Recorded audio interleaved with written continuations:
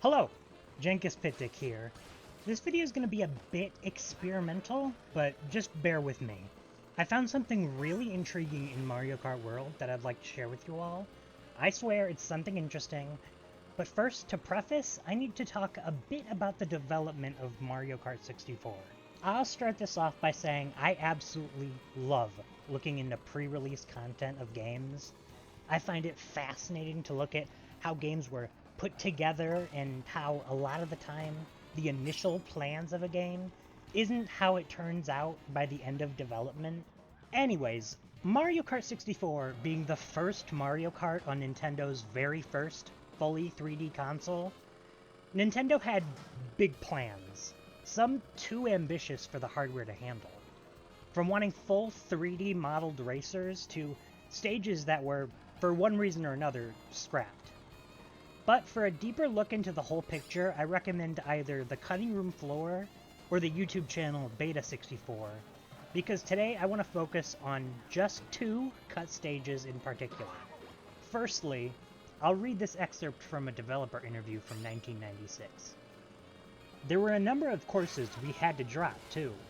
One was a big, multi-story parking garage-like structure, where you'd race around and around as you descended.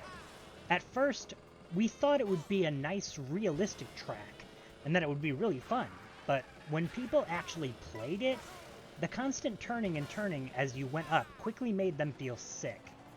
We also made a big city track, with a castle, and a nice pond, where you got to race around these different houses and buildings. Unfortunately, it was a very large map, and it took too much time to race through, so we cut it. Assets from these planned courses were found in the infamous 2020 Giga Leak.